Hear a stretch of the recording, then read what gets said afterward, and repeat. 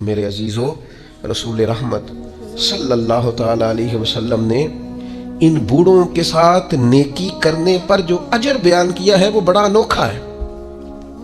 حضور نے بزرگوں کے ساتھ جو اکرام کرنے کے بعد اس کا نتیجہ بتایا ہے، اور جو انعام ملے گا کسی ضعیف آدمی کی خدمت کرنے پر، وہ انعام بڑا شاندار بیان کیا۔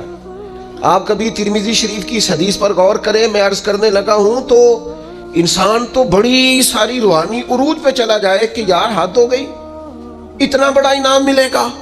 نبی کریم نے فرمایا اگر تو کسی بوڑھے کی اس کی بڑھاپے میں خدمت کرے گا نا، تو جب تو بوڑھا ہوگا تو اللہ تعالیٰ ایک جوان مقرر کرے گا جو تیری خدمت کرے گا۔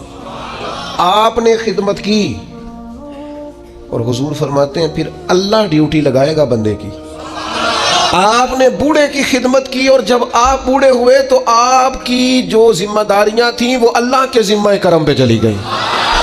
اللہ نے بندہ مقرر کیا ہے، اللہ نے۔ حضور فرماتے ہیں رب نے نرخ بازار محبت کا انوکھا ہو گیا، خود خریداروں میں شامل آ کے مولا ہو گیا۔ اللہ نے ڈیوٹی لگائی، اللہ نے، کہ اس نے ایک بوڑھے کی خدمت کی تھی، اب ایک جوان اللہ مقرر کرے گا۔